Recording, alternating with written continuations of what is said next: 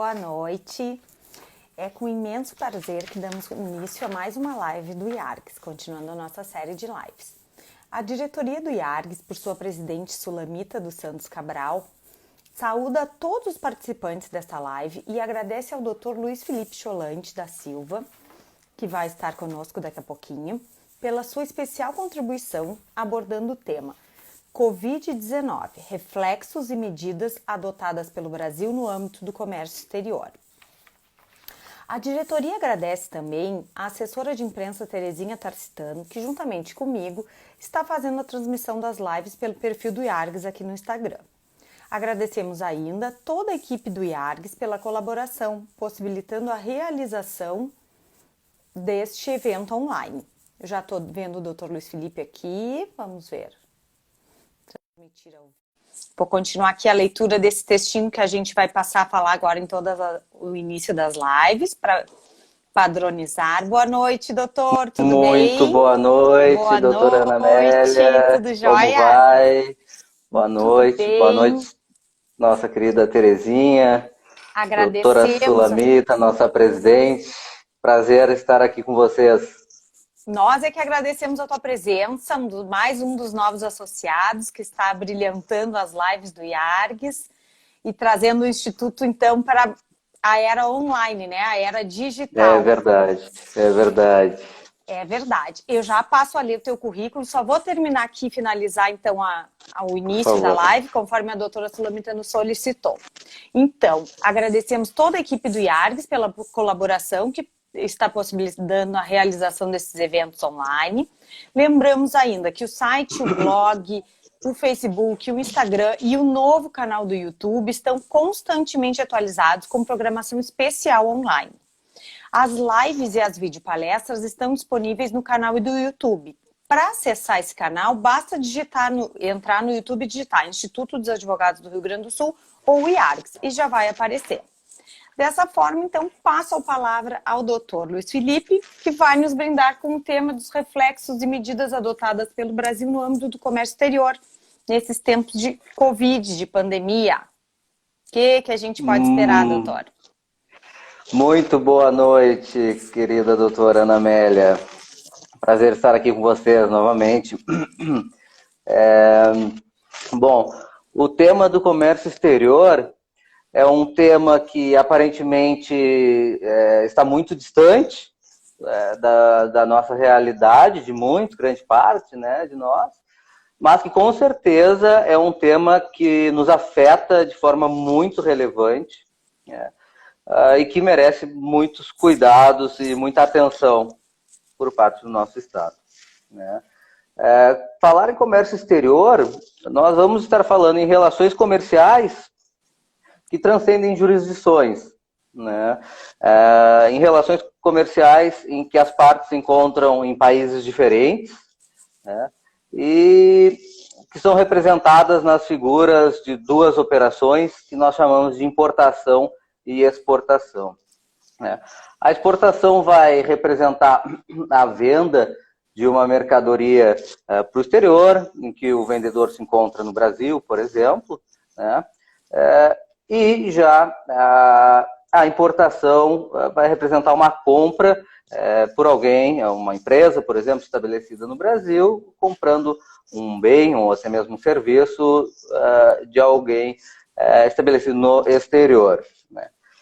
É bastante importante nós compreendermos que falar em importação significa falar em entrada de bens no Brasil, significa falar em saída de dinheiro do Brasil e significa falar que as operações, essa produção foi realizada em um país, ou seja, sob o abrigo de uma legislação diferente da nossa. Ao passo em que, quando nós falamos em exportação, nós vamos estar falando em saída de bens, vamos estar falando em entrada de dinheiro, né? E vamos estar falando em uma produção, uma atividade produtiva realizada ao abrigo da nossa legislação brasileira. Ora, se nós estamos falando de entrada de dinheiro, a priori, e registro a priori, depois nós vamos, no fim dessa exposição, nós vamos falar um pouquinho sobre isso, a priori é mais desejável para o Estado brasileiro que se realize exportações. E, portanto, sim, eu vou desonerar essas operações, vou estimulá-las, né? E, ao mesmo tempo, quando eu considero que esta atividade produtiva, desse bem que está sendo vendido, já foi produzido, já foi realizado ao abrigo da legislação, igualmente eu vou precisar de uma intervenção menor por parte do Estado. Por outro lado, quando eu falar em saída de dinheiro do país nas operações de importação, em uma produção realizada sob outra jurisdição, eu tendo a compreender que seria menos desejável esta operação do ponto de vista de política econômica. Essas questões eu estou passando, como eu referi, são questões a priori. Depois a gente pode conversar um pouquinho melhor sobre essas questões, né? Mas as operações de comércio exterior são operações naturalmente mais complexas do que as relações estabelecidas dentro do comércio interno, né? E que possuem diversos atores que são bastante relevantes para a concretização dessas operações. Então, além da figura do exportador, que é o vendedor, e do importador, que é o comprador, nós vamos ter a figura da logística, é muito relevante, então podemos ter um transportador interno lá no país de origem, um transporte internacional, transporte interno dentro do país do destino. Quando nós falamos em transporte internacional marítimo, nós temos as operações portuárias, carga e descarga de navios, todo esse aparato portuário que é necessário, diversas operações são realizadas ali, que são bastante relevantes. As questões de seguro são muito relevantes dentro desse mercado, dentro dessas operações. E, entrando aqui num ponto que mais nos interessa hoje, nós vamos ter aqueles órgãos que representam o Estado como interveniente nessas relações. Então, nós vamos ter órgãos que vão representar o Estado de origem dessa mercadoria e órgãos que vão representar o Estado de destino. Bom, estes órgãos são os órgãos que vão ser responsáveis por disciplinar e averiguar toda a regularidade legal dessas operações. Vindo aqui para o cenário brasileiro, nós temos três grandes figuras na gestão desta intervenção, dessa representação do Estado. Tá? Nós vamos ter o Banco Central do Brasil como uma figura que disciplina as relações cambiais, e aqui é bastante importante nós considerarmos que o Estado brasileiro não permite que se realizem operações aqui dentro em outra moeda que não seja o real. Portanto, toda a relação de comércio exterior que for operada sob outra moeda, dólar, por exemplo, né, as operações mais comuns acontecem em dólar, vai necessariamente ter que passar por uma operação de câmbio, né? Então, nós temos o Banco Central como essa figura disciplinadora na questão cambial. Nós vamos ter um outro grande órgão, que é a Secretaria de Comércio Exterior, uma secretaria vinculada ao Ministério da Indústria, do Comércio Exterior e Serviços. E a Secretaria de Comércio Exterior, ela vai tratar das questões administrativas, disciplinando quais vão ser os órgãos anuentes nas operações de comércio exterior, ou seja, aqueles órgãos que irão fiscalizar e regulamentar as operações a depender da mercadoria que está sendo transacionada. Posso citar aqui os 5 principais, nós temos 15 órgãos intervenientes, né? Nós podemos 15? Falar aqui na Anvisa, 15, é uma gama bastante grande. Bastante, né? É bastante grande, e eventualmente essas operações vão precisar de anuência de mais de um órgão, eventualmente também de nenhum, né? Mas podemos citar aqui a Anvisa, Comando do Exército, IBAMA, o Inmetro, MAPA. Bom, pela própria natureza, o mapa aqui, o Ministério da Agricultura, Pecuária e Abastecimento, o pessoal que não pode não estar acostumado com a sigla, né? Pela própria natureza desses órgãos, nós podemos compreender o que está buscando ser garantido pelo Estado brasileiro, né? Questões sanitárias, de segurança nacional, de saúde, meio ambiente, né? Bom, a SESEX também, ela vai acabar sendo um órgão que vai disciplinar a defesa da economia local. Mãozinha levantada, doutor. O que é a por SESEX? Favor. Repete aí, por Justamente, favor. Secretaria de Comércio Exterior. A gente está tão acostumado com siglas e nós vamos siglas atrás. Por favor, a senhora me interrompa quando eu me passar nas siglas. Tá certo. Por favor, por favor. Tá. Então, ela vai disciplinar também a defesa da economia local em face de eventuais práticas desleais que sejam praticadas por empresas ou outros países. Este ponto nós vamos detalhar um pouquinho melhor lá quando nós formos ver uma das medidas que o Brasil tomou recentemente. Tá? Bom, por fim, nós temos a Receita Federal do Brasil, como o principal órgão interventor nas relações de comércio exterior. Ela irá averiguar toda a regularidade dos tributos e demais regularidades legais através de um procedimento que nós chamamos de despacho aduaneiro. Despacho aduaneiro de importação, despacho aduaneiro de importação. Bom, então nós temos esses três principais órgãos, né? Banco Central do Brasil, Secretaria de Comércio Exterior, que se irradia para os demais órgãos, e a Receita Federal do Brasil, enquanto este principal órgão interventor.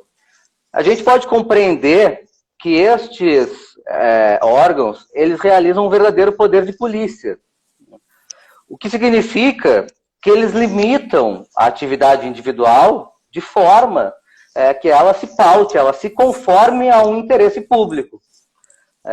O que significa dizer que, se é verdade que eu sou uma empresa e possuo o direito de importar brinquedos infantis para comercializá-los, na mesma medida, é um dever meu, eu tenho essa liberdade mitigada de contratação, a partir de um dever em que eu tenho de importar apenas aqueles brinquedos com a qualidade e segurança devidas, de forma a não serem prejudiciais para a saúde das nossas crianças, por exemplo. Isso de acordo com as normas regulamentares do Inmetro, por exemplo.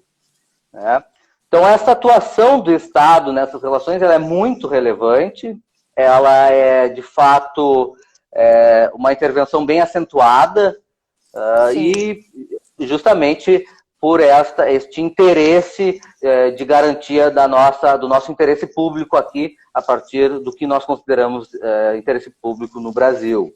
Então, vamos a um exemplo.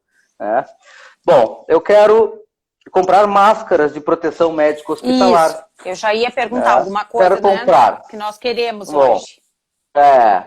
Bom, estabeleço um primeiro contato com o vendedor que está lá na China, vamos supor, Estabeleci o contato, conversamos sobre preço, estabelecemos as responsabilidades, isso existem parâmetros internacionais, olha, eu te entrego a mercadoria no porto de destino, eu te entrego a mercadoria no porto de origem, enfim, estabeleço as responsabilidades, formas de pagamento. A partir daí, quando eu compreendi o que eu quero, qual é o produto de fato, eu vou ir lá e vou tomar conhecimento de qual o tratamento que a administração pública me dá para ele. Então, vou, de acordo com um código, que nós chamamos de um sistema harmonizado, um código internacional, pesquiso pelo código daquela mercadoria e vou ver, olha, esta importação, ela exige uma anuência da Anvisa, por exemplo, vamos citar aqui, então, olha, para eu exercer essa importação, eu vou precisar de uma autorização de funcionamento de empresa por parte da Anvisa e de uma licença de importação, vamos supor. A licença de importação é o nome dado para a anuência daqueles órgãos administrativos, é como a gente chama a licença de importação. Bom, visto isso, vou realizar os procedimentos burocráticos e administrativos para obter essas licenças necessárias junto aos órgãos em que competem, termino todas as operações, trago a mercadoria, né? Quando a mercadoria chegar aqui no porto de destino, no porto brasileiro, eu vou instaurar o procedimento de despacho aduaneiro, né? Aqui no nosso caso, eu estou citando um exemplo de despacho aduaneiro de importação, né? A autoridade fiscal vai averiguar toda a regularidade administrativa, tributária, eventualmente até mesmo penal, né? A autoridade fiscal, aqui no caso da Receita Federal, tem essa competência, né? Verificada todas essas condições e essas regularidades, olha, tem a licença de importação, os tributos foram pagos, a situação está regular, eventualmente posso ter uma conferência física da mercadoria ou não, né? Verificada a regularidade, através do que a gente chama de desembaraço aduaneiro, a Receita Federal vai liberar essa mercadoria para seguir caminho até o meu estabelecimento, e então, neste momento, eu vou estar livre para comercializá-lo aqui no Brasil, né? Dentro do procedimento de exportação, a situação é basicamente a mesma, apesar de nós nos exigir menos certificações, menos autorizações, por aqueles motivos que eu já citei, também é a mesma lógica. Bom, a partir desse contexto, eu pretendo trazer um pouquinho aqui quais foram as medidas administrativas e tributárias no âmbito do comércio exterior que o Estado brasileiro está praticando dentro dessa conjuntura muito triste que nós passamos de pandemia, né? Bom, apenas uma das medidas que foram adotadas não tem uma relação direta com a Covid, tá? No geral, o foco total e, logicamente, acertadamente, deve ser o combate à pandemia, né? Sim. E as questões de recuperação econômica, com certeza, vão ficar para um futuro após, né, que nós passemos toda essa conjuntura. Bom, como medidas tributárias, o que o Brasil vem adotando? Tá? Por parte da Câmara de Comércio Exterior, que é um órgão também vinculado lá ao Ministério da Indústria, ao lado da Secretaria de Comércio Exterior, a Câmara de Comércio Exterior vem, ao longo dos últimos meses, estabelecendo diversas resoluções. Eu não vou citá-las aqui, porque são um número relativamente grande, fico à disposição para citar o número delas para o pessoal, mas ela vem estabelecendo diversas resoluções com a finalidade de zerar a alíquota do imposto de importação, o que já foi feito para 394 itens. Todos eles, muitas mercadorias, todos eles, logicamente, voltados à questão médico-hospitalar, então são insumos, acessórios, aparelhos, remédios, componentes para remédios, né? Com isso, obviamente, se pretende facilitar essas entradas, essas operações. Sim. É um momento de muita necessidade. Além destas diversas resoluções, nós também tivemos um decreto presidencial, decreto número 10.285, que desonerou também o IPI, era um outro tributo também que incidiria aqui nas nossas operações, né? Já um número mais restrito, de 15 produtos, mas também zerou essa alíquota. Não é para toda aquela gama de produtos. Já não é para todos, exato, que aqui já é um outro imposto que vai ser o imposto de importação, né? Que nós temos uma margem maior de manuseio e mais facilidade, mais rapidez. Tá? Como os estados também são beneficiários tributários nas operações de importação, principalmente, né? De ICMS, no caso, né, logicamente, o Estado do Rio Grande do Sul tomou uma medida administrativa mais burocrática, que até então se exigia um visto nas operações de importação, um visto que garantia o pagamento do ICMS, né, como um visto como uma certificação de que o ICMS foi pago naquelas operações, e o Rio Grande do Sul suspendeu temporariamente essa medida burocrática que que até afetaria toda a questão das medidas de isolamento, então foi acertada essa medida, né? E, por fim, nós tivemos bem recentemente também, ainda nesta semana, agora na segunda-feira, uma outra medida provisória, número 960 de 2020. O que fez essa medida provisória? Essa medida provisória ela não tem uma finalidade específica de combate à pandemia, mas dentro das próprias justificativas se encontra a amenização dos efeitos da pandemia, né? Essa medida, ela promulgou um regime aduaneiro especial, que nós chamamos, que é um regime chamado drawback, né? Nome feio. O que é este drawback? O drawback é um benefício concedido às empresas exportadoras, né, que vendem mercadorias para o exterior, mas que também, né, dentro da sua atividade produtiva, elas importam componentes para integralizar aquela atividade. Sim. Para manufaturar e exportar depois. Perfeito, exatamente. Então, se em princípio essas mercadorias ingressariam com uma incidência tributária para depois serem exportadas sem incidência, o Estado brasileiro suspende o pagamento desses tributos para essas mercadorias. Elaborada a produção e exportados os produtos, ok, a empresa não vai ter que realizar o pagamento daqueles tributos. Se ela incorporar essas mercadorias, utilizar para uma venda no mercado interno, ela volta, depois de um tempo, a realizar o pagamento desses tributos. Logicamente que essa é uma medida que, de fato, vem a amenizar um impacto, ela dá caixa às empresas e projeta elas no cenário de comércio exterior, então é uma medida com certeza bastante favorável. E que também provavelmente já seria estendido, né? Mas ela acabou vindo talvez antecipadamente, com vistas a evitar todo esse impacto que nós vamos ter.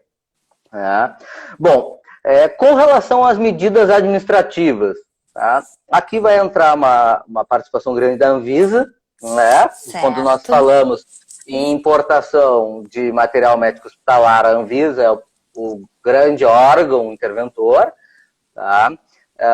Então, o que a Anvisa vem fazendo? Bom, ela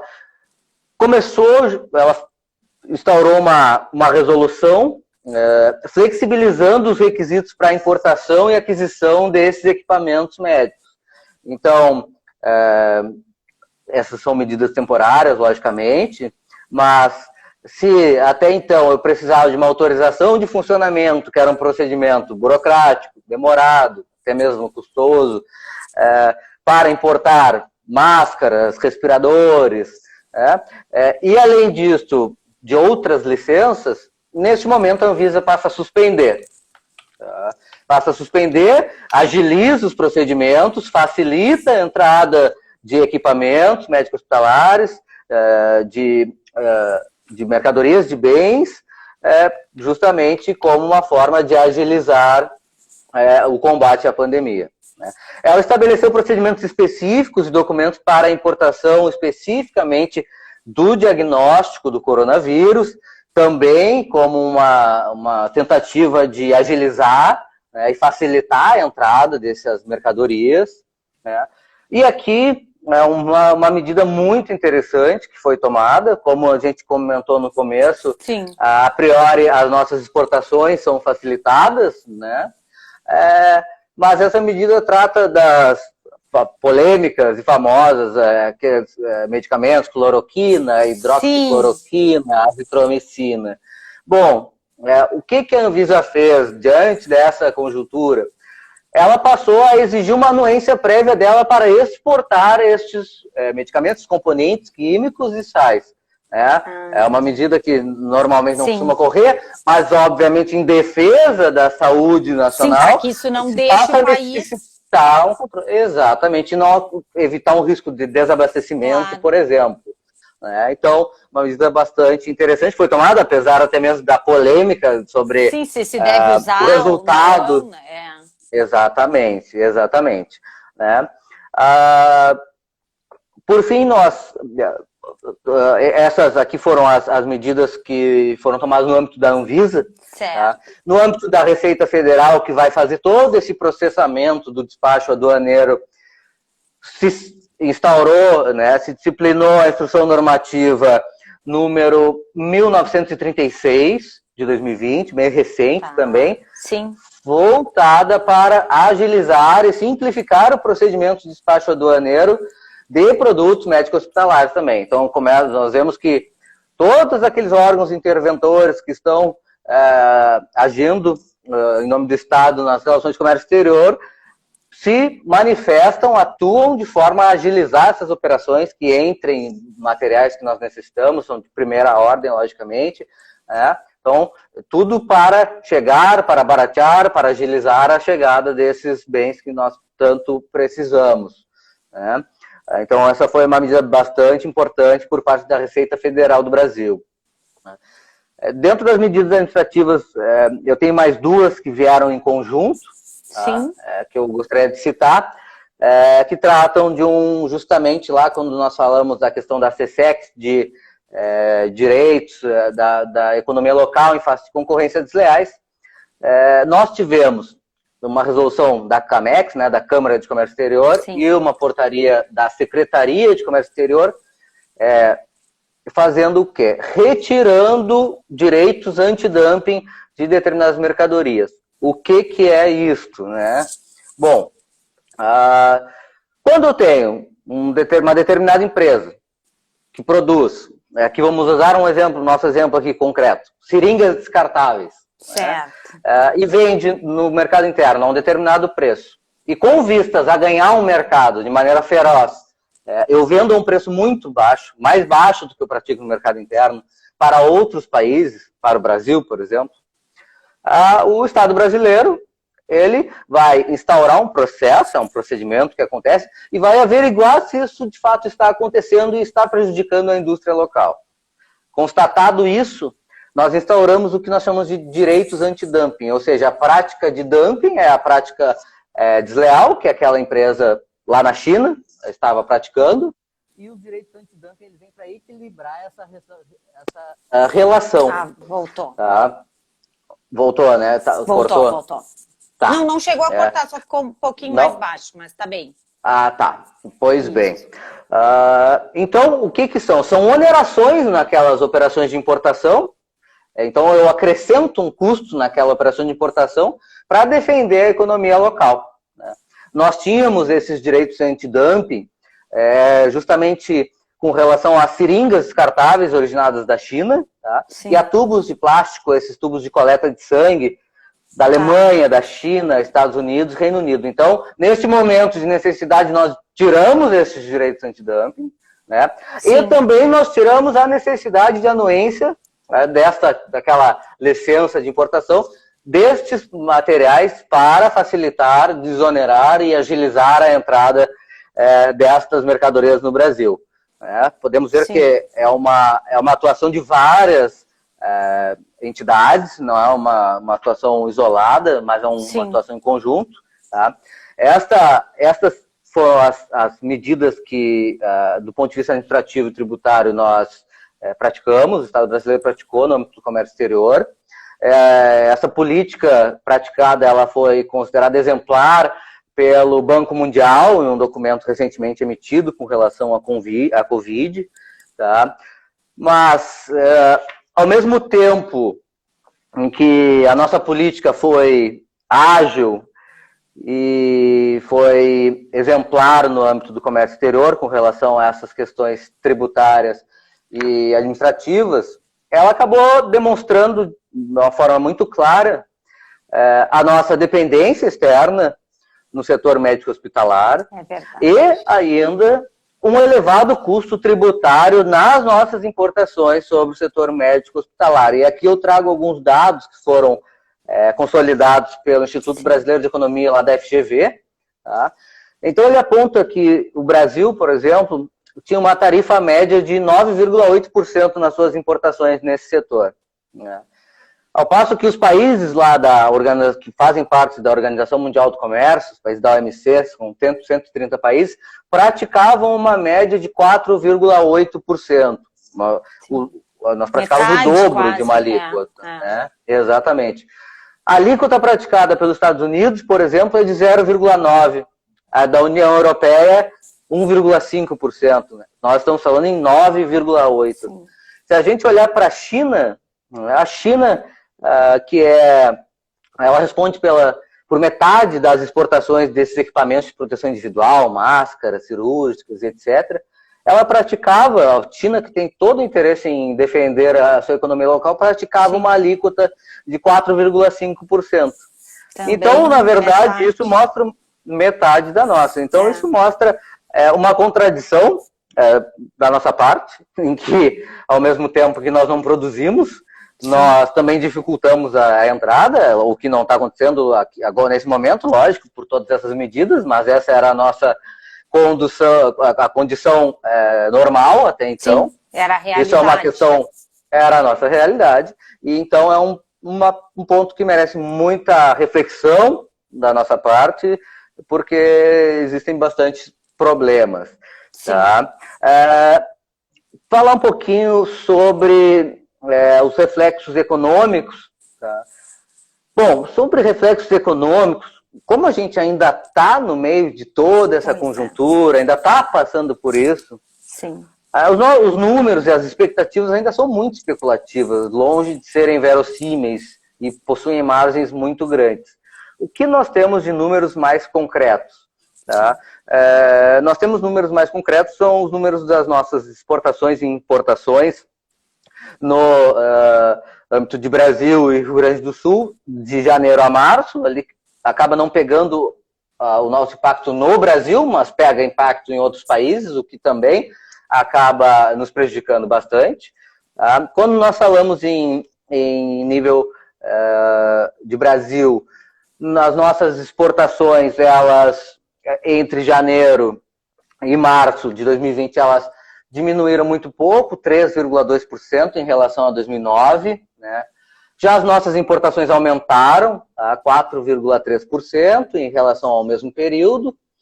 E quando nós vamos olhar para o Rio Grande do Sul, já temos um impacto muito mais relevante. Tá? Por parte do Rio Grande do Sul, as nossas exportações, é muito importante lembrar que tanto o Brasil quanto o Rio Grande do Sul têm como principais destinos de exportações Estados Unidos e China. Né? Sim. Então, o Rio Grande do Sul teve uma queda entre janeiro e março de 42,8% nas suas exportações em relação a 2009. E uma queda não tão relevante, mas também acentuada, de 28,8% nas importações. Né? Esses são os números que nós conseguimos ter de concreto. O que nós podemos esperar de números da economia mundial em 2020? O que nós temos de informação é um documento emitido pela Organização Mundial do Comércio, em abril, em que ele projeta uma queda no comércio global num cenário otimista de 12,9% em 2020 e num cenário pessimista de 31,9%. Esses patamares de queda estão mais ou menos na mesma média na América do Sul aqui, que varia de 12,9% num cenário otimista e para 31,3% num cenário mais pessimista. Né? São números muito, muito alarmantes, mas também muito especulativos, como eu falei. Ainda pode piorar muito. Pode mudar tudo. Pode mudar, mas a gente não consegue ter esperança, né, doutora? É difícil. Né? É verdade. Então, é uma situação bastante complexa. Agora, se por um lado nós temos muita dificuldade de averiguar esses reflexos econômicos, nós conseguimos ter um pouco mais de segurança em uma previsibilidade sobre o futuro do nosso comércio exterior. Né? Bom, é bastante importante nós considerarmos que essas relações de comércio exterior, elas são disciplinadas através de tratados internacionais e de órgãos multilaterais, né, que ganha relevância, que é a Organização Mundial de Comércio. Bom, os países são soberanos em si, né, e não há uma soberania dessas entidades ou desses tratados em relação aos países. Consequentemente, não existe um poder de coação entre essas entidades multilaterais para uma determinada conduta de um país. Uhum. Ou seja, o que significa isso? Ora, quando um país vier, um país, por exemplo, signatário da Organização Mundial do Comércio, vier a realizar práticas desleais ou práticas que estão fora destes acordos internacionais, irá se instaurar, irá se averiguar se essa prática está acontecendo, né? Então vamos citar, por exemplo, aqui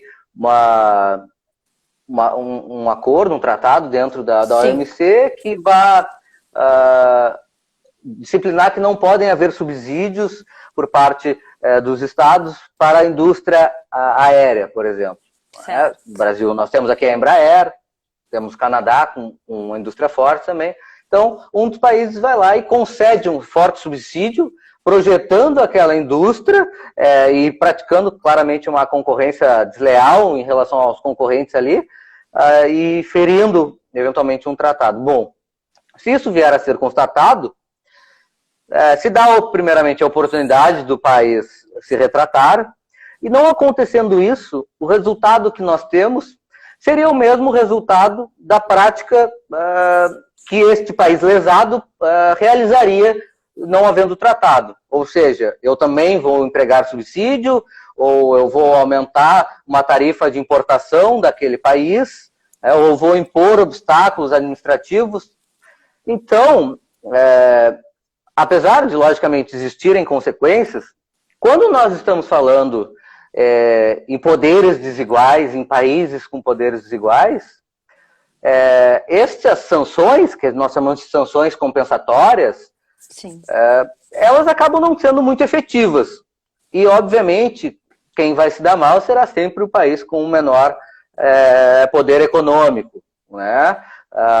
Nós, por exemplo, né, os países em desenvolvimento. Sim.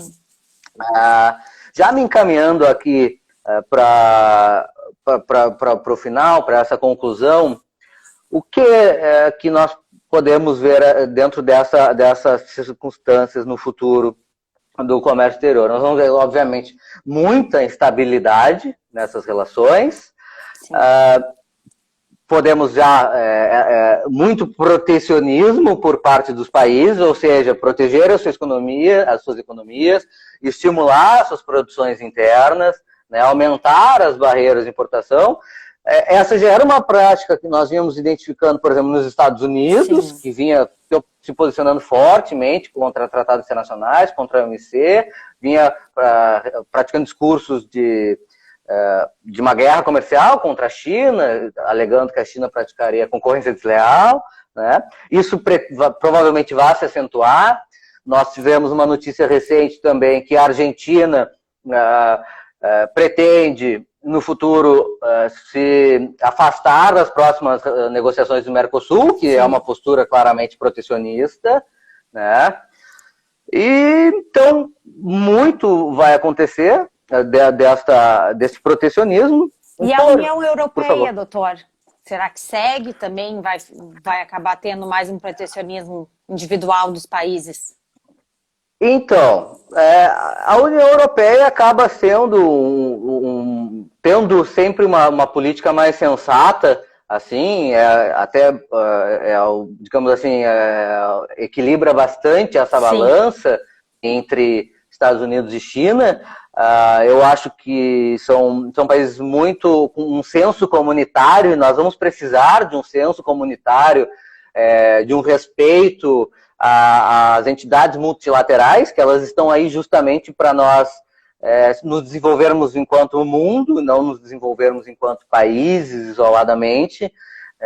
Eu acredito e aposto bastante numa razoabilidade bastante grande da União Europeia, né? Aqui, da nossa parte, por parte do Brasil, o que nós podemos identificar? Bom, as exportações não vão ser problemas, né? Hoje nós terminamos um dia com o dólar operando em queda a 5,74. E logicamente isso nos deixa muito com um grande potencial de concorrência no cenário externo com relação às nossas exportações. Se projeta o dólar a R$ 5 como novo normal. Sim. Né? Agora, nós temos que ter muita reflexão, porque nós temos que compreender que políticas protecionistas elas podem resolver no curto prazo, sim, ou elas podem resolver para países desenvolvidos, mas elas são completamente contrárias ao nosso modelo econômico global. sim. Né? E no longo prazo, logicamente, isso vai ser ruim, vai ser negativo, com certeza. Por outro lado, nós também temos que compreender que não necessariamente importações são ruins. Né? Nós precisamos compreender que crescimento econômico não acontece quando entra dinheiro no Brasil, por exemplo. Crescimento econômico acontece quando há um aumento na quantidade e na diversidade de bens e serviços disponíveis à nossa população. Né? E isso necessariamente passa por importações. Né? Então, isso vai demandar, com certeza, vai demandar uma reflexão, vai demandar uma estratégia política muito bem refletida por parte do Estado brasileiro. Né? Não sabemos onde vamos parar, mas a gente tem bastante...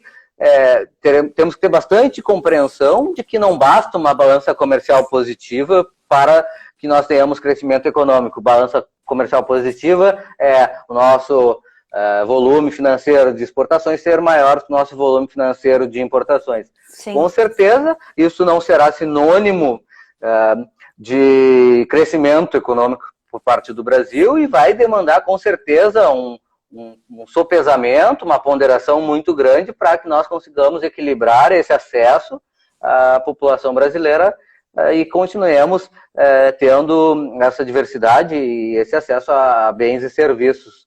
Né? Minha prezada Ana, eu acredito que da minha parte é isso, busquei ser bastante direto aqui, ser bastante sucinto. O tema ele é muito amplo, eu gosto muito, fico sempre à disposição. Deixo aqui uma provocação positiva aqui para a nossa presidente, doutora Sulamita, que passada toda essa circunstância a gente possa fazer um ciclo de palestras aí relacionadas. Tenho certeza que nós temos bastante nomes de muito peso aqui no Rio Grande do Sul. Lá na nossa comissão nós temos grandes juristas que atuam nesse mercado. E então, acho que seria uma coisa muito interessante. Ficamos à disposição. E agradeço muito a atenção aí da senhora e de todos que tiraram esse tempinho. Doutor Felipe, eu vou lhe fazer uma pergunta. Eu acho que eu não li o seu currículo. Favor. Que vergonha! Mas o currículo é de menos. O que importa é um bate-papo. Mas eu faço questão. Eu não lembro, não me recordo. Vou ser sincero. Então, se eu falei ou se eu não falei, eu vou falar de novo. O doutor tá bom, então. O doutor Luiz Felipe, então, é especialista em Direito do Estado pela URGS, tem MBA em Gestão Empresarial pela FGV, mestrando em Direito Público pela Unicinos, bolsista da PROEX, é membro da Comissão Especial do Direito Marítimo, Aduaneiro, Portuário, Aeronáutico e Hidroviário da UAB Rio Grande do Sul. Advogado atuante no direito tributário e aduaneiro. Porque agora tu falasse da comissão e eu me dei conta, eu acho que eu não falei não. Eu me concentrei no textinho novo de abertura. Viu? É verdade, mas isso não tem problema nenhum. Capaz, não tem problema nenhum. Maravilhoso, muito elucidativo e assustador também, por um lado. Sejamos que nos reserva. Olha, é o que nos resta, né? Né? Mas assim, é Com certeza. muita coisa para a gente saber e aprender. Assimilar, né? Sem dúvida nenhuma. Assimilar, exatamente. Eu agora, então, vou me despedir de ti e vou chamar a doutora Simone da Rocha Custódio, que está na live. Vamos ver se ela me dá um oizinho. Querida. Ó, já deu um oizinho. Uma boa noite, e a próxima live com ela. Muito obrigada, perfeito. Tá, doutor? Tchau, até mais. Vou desligar tchau, aqui tchau. contigo. Boa noite. Boa noite. Tchau. Vamos chamar a doutora Simone, então. Para aí. Vamos achar ela aqui. Aqui. Já chamei a doutora Simone, da Rocha Custódio. Será que deu? Ela deu. Oi, doutora, tudo bem?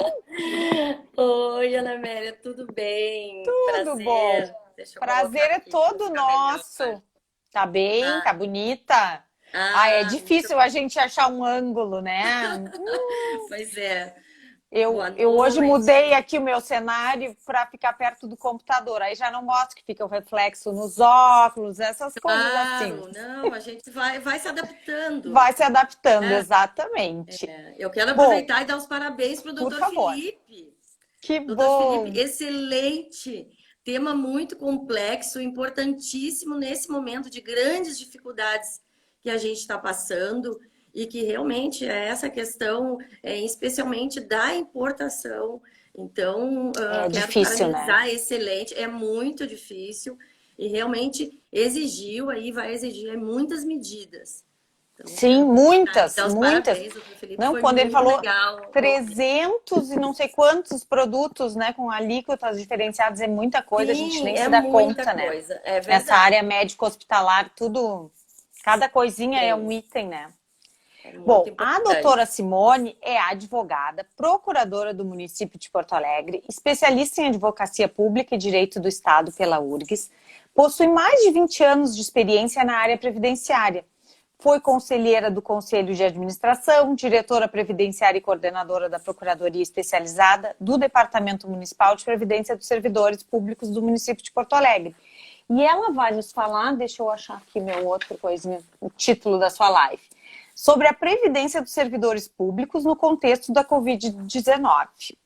Então, dá uma palhinha aí pra gente, doutora, por favor. Tá bem. Primeiro, também quero te parabenizar a Terezinha pela condução maravilhosa das lives, da mediação.